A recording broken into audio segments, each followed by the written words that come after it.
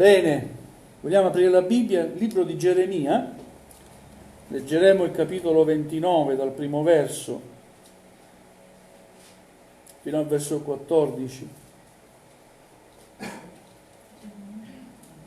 Geremia, il Vecchio Testamento, libro di Geremia, capitolo 29 dal primo verso fino al verso 14. Appena trovato vi invito ad alzarvi in piedi, andiamo a onorare la santa parola di Dio. Il Signore sia lodato. Amen. Queste sono le parole della lettera che il profeta Geremia mandò da Gerusalemme al residuo degli anziani esiliati, ai sacerdoti, ai profeti e a tutto il popolo che Nabucodonosor aveva deportato da Gerusalemme a Babilonia. Dopo che il re Jeconia, la regina, gli eunuchi, i principi di Giuda e di Gerusalemme, i falegnami e i fabbri furono usciti da Gerusalemme. La lettera fu portata per mano di Elasa, figlio di Safan, e di Gemaria, figlio di Chilchia, che Sedechia, re di Giuda, mandava a Babilonia da Nabucodonosor, re di Babilonia. Essa diceva: così parla il Signore degli eserciti, Dio di Israele, a tutti i deportati che io ho fatto condurre da Gerusalemme a Babilonia: costruite case e abitatele, piantate giardini e mangiate il frutto, prendete mogli e generate figli e figlie, prendete mogli per i vostri figli, date marito alle vostre figlie, perché facciano figli e figlie, moltiplicate là dove siete e non diminuite, cercate il bene della città dove io vi ho fatti deportare e pregate il Signore per essa, poiché dal bene di questa dipende il vostro bene. Infatti così dice il Signore degli eserciti, Dio di Israele: i vostri profeti che sono in mezzo a voi e i vostri indovini non vi ingannino e non date retta ai sogni che fate, poiché quelli vi profetizzano falsamente nel mio nome. Io non li ho mandati, dice il Signore, poiché così parla il Signore: quando i 70 anni saranno compiuti per Babilonia, io vi visiterò e manderò a effetto per voi la mia buona parola, facendovi tornare in questo luogo. Infatti, io so i pensieri che medito per voi, dice il Signore, pensieri di pace e non di male, per darvi un avvenire e una speranza. Voi mi invocherete, verrete a pregarmi e io vi esaudirò. Voi mi cercherete e mi troverete, perché mi cercherete con tutto il vostro cuore. Io mi lascerò trovare da voi, dice il Signore. Vi farò tornare dalla vostra prigionia. Vi raccoglierò da tutte le nazioni e da tutti i luoghi dove vi ho cacciati, dice il Signore. Vi ricondurrò nel luogo da cui vi ho fatto deportare. Amen. Amen. Fin qui la lettura della parola del Signore. Alleluia. Dio faccia del bene per mezzo della sua parola ai nostri cuori. Alleluia. È un contesto storico particolare. Il popolo di Israele si trova esiliato, prigioniero, deportato a Babilonia. A Gerusalemme è rimasto un piccolo residuo, fra cui anche il profeta Geremia. E Dio, che conosce i cuori, non abbandona mai il suo popolo. Probabilmente il Signore sapeva che il suo popolo stava perdendo ogni speranza, vedendosi deportato, prigioniero, privo della propria identità nazionale, si stava scoraggiando. Ed ecco che agisce nel suo profeta, dando un messaggio al profeta, una lettera,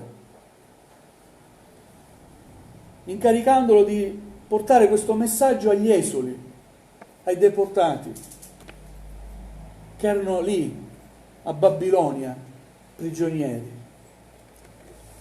Gloria a Dio per la parola del Signore, che giunge sempre in un momento opportuno, vero? Alleluia. Dio sapeva che il popolo aveva bisogno di una nuova speranza. E questo messaggio che abbiamo letto, il contenuto di questa lettera, è una nuova speranza. Sono promesse. Alleluia. Il Signore fa comprendere al suo popolo che non se n'è dimenticato. E tante volte ci sentiamo come prigionieri a causa di determinate circostanze che avvengono nella nostra vita, ma non dimentichiamo che tutto è nelle mani del Signore. Forse ti chiederai il motivo, il perché, nessuno può risponderti. Io posso solo dire che il Signore sa quello che merita per la tua vita. Ciò che permette il Signore può sembrare in un primo momento qualcosa di negativo, ma poi produce invece un frutto meraviglioso di giustizia, d'amore. Quel popolo aveva bisogno di essere scosso e Dio lo scuote e sa come scuotere il Signore, permettendo qualcosa che gli israeliti mai potevano immaginare né pensare. Come Dio ci dà una terra promessa, la abitiamo, ormai è nostra, siamo diventati una nazione, un popolo, un regno, e Dio permette che una potenza straniera venga, Lui che ci ha sempre difeso, Lui che ha sempre combattuto per noi, permette che una potenza straniera entri a Gerusalemme,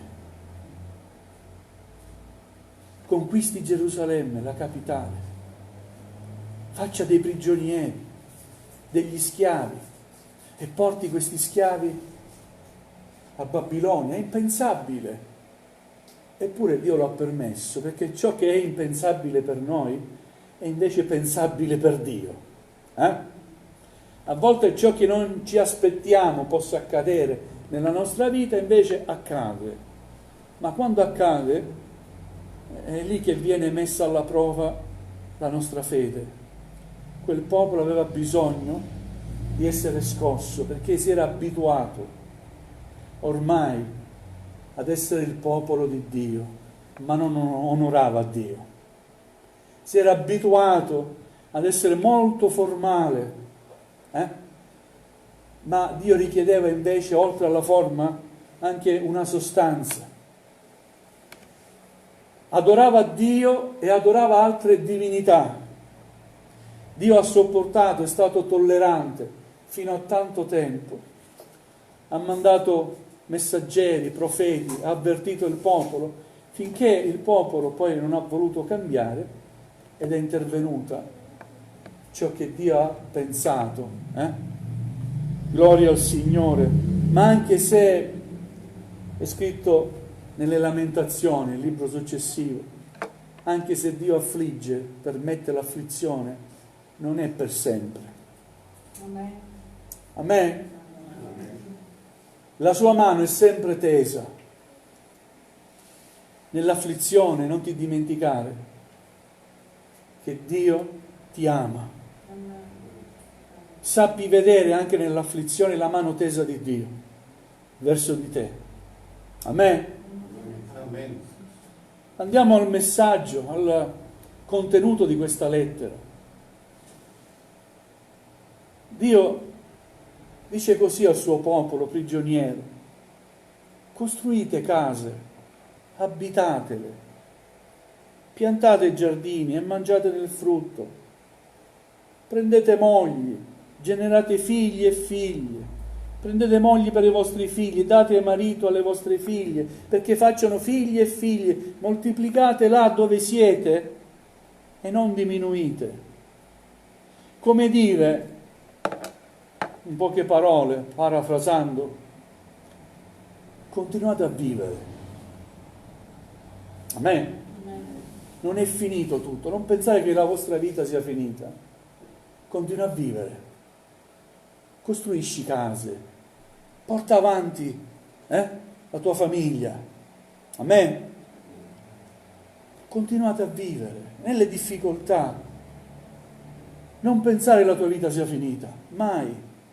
Anche nel peggiore dei problemi, la tua vita continua. Amen. La tua vita vuole essere controllata da quel Dio che ti ama. Amen. Dio non ha smesso di amarti. E incoraggia il popolo dicendogli: sì, continuate a sposarvi, a fare dei figli, dovete crescere, dovete essere di benedizione anche lì a Babilonia, dove io vi ho portati. Cercate il bene della città, dove io vi ho fatti deportare, e pregate il Signore per essa, poiché dal bene di questa dipende il vostro bene. Amen. Sì, pregate per Babilonia. È un popolo straniero, popolo pagano, ha divinità numerose. Pregate per la città dove io vi ho fatto deportare. Amen. E Dio ci dia grazia di avere a cuore la città dove abitiamo. A volte siamo stranieri, tra virgolette, no? Non siamo del luogo, tranne Deborah. Non siamo di Vittorio Veneto, ma il Signore ci ha messo qui. E noi vogliamo pregare per il bene di Vittorio Veneto, vero? Che Dio benedica Vittorio Veneto. Ci sono tanti increduli, è vero. Gente ostile, è vero. Ma Dio ci dice di pregare per loro. Perché io credo che il Signore abbia un piano meraviglioso che è più grande di quello che noi riusciamo a pensare. I piani di Dio, sapete, sussistono per sempre.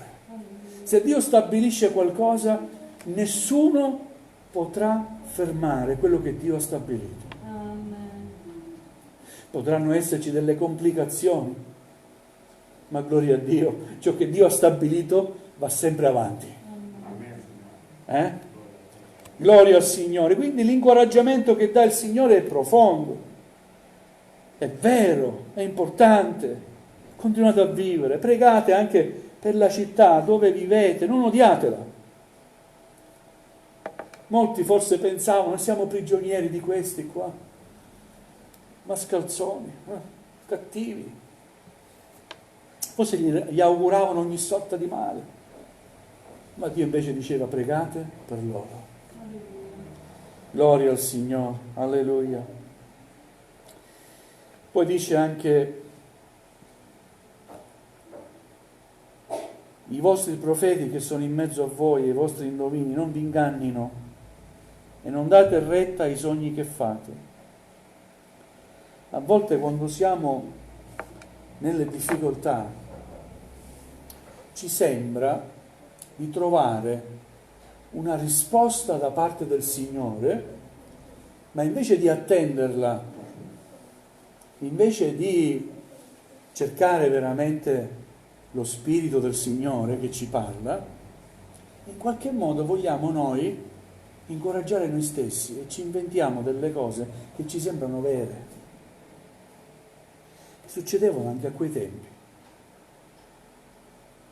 Indovini, profeti, molti sognavano liberazione, che invece non c'era.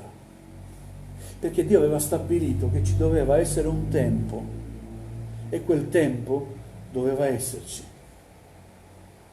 Dovevano passare, mi pare, abbiamo letto, 70 anni. O no? 70 anni dovevano passare. Mettetevi il cuore in pace. Devono passare 70 anni. I vostri indovini non vi ingannino. non pensa ai sogni che fate.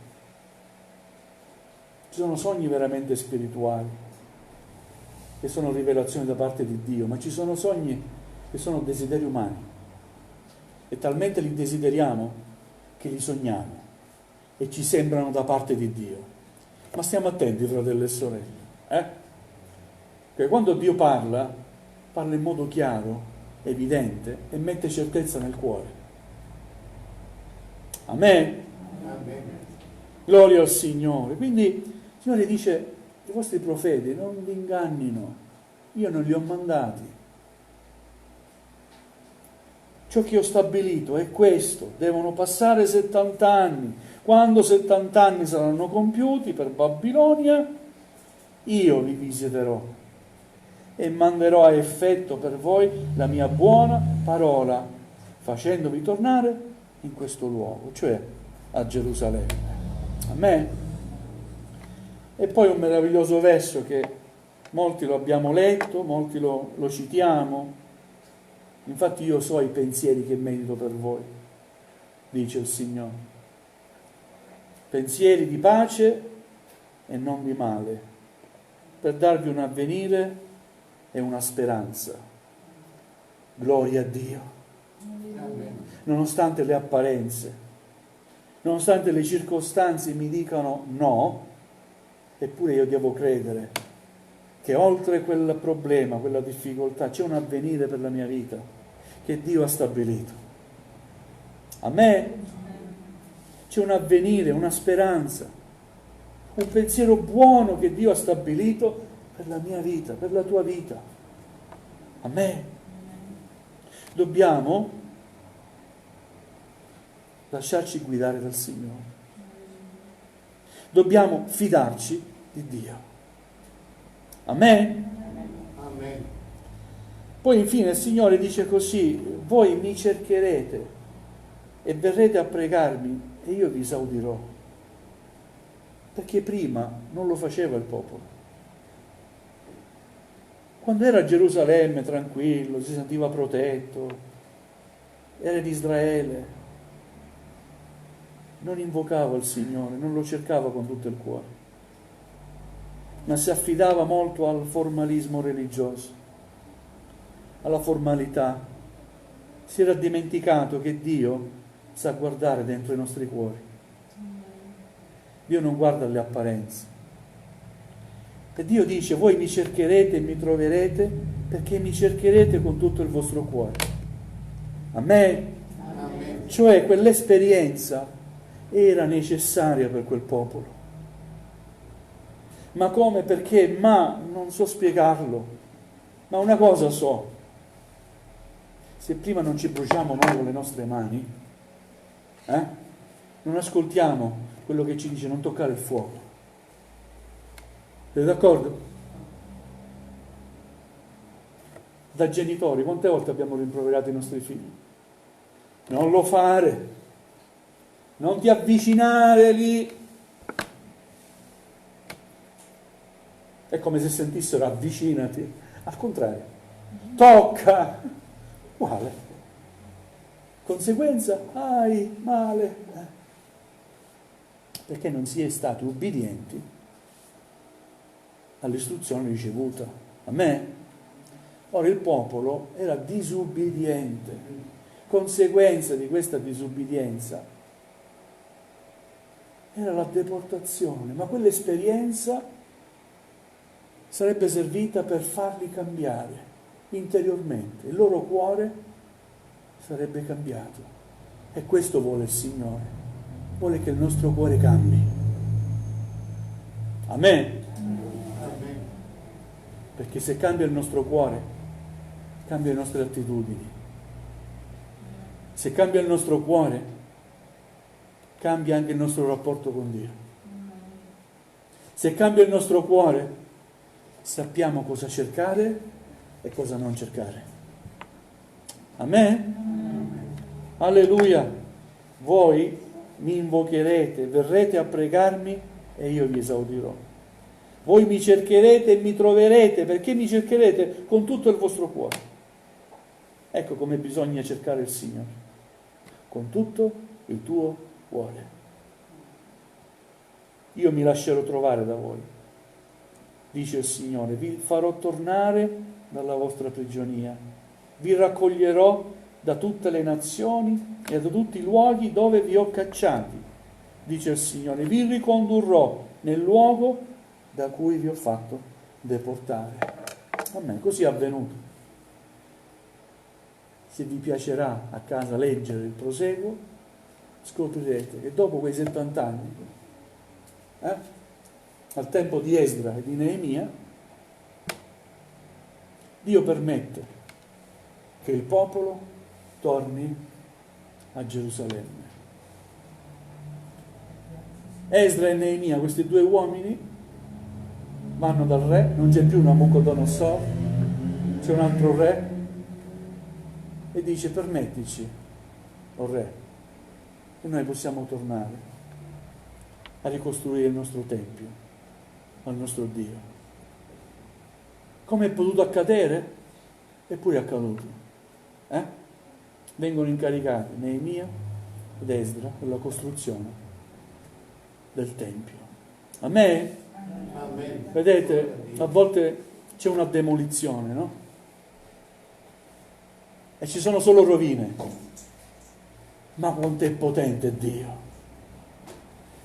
E da quelle rovine rinasca quello che c'era prima, ma anche qualcosa di più bello. Amen? Amen. Gloria a Dio. A volte abbiamo bisogno di scossoni. Dio non vorrebbe permettere delle scossoni nella nostra vita perché sa che siamo deboli e ci ama, ma a volte proprio è necessario.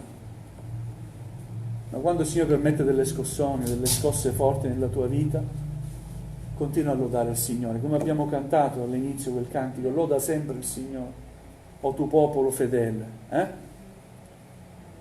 con lo zelo, con la fiducia in colui che ti ha salvato. Continua a lodare il nome di Dio. Amen?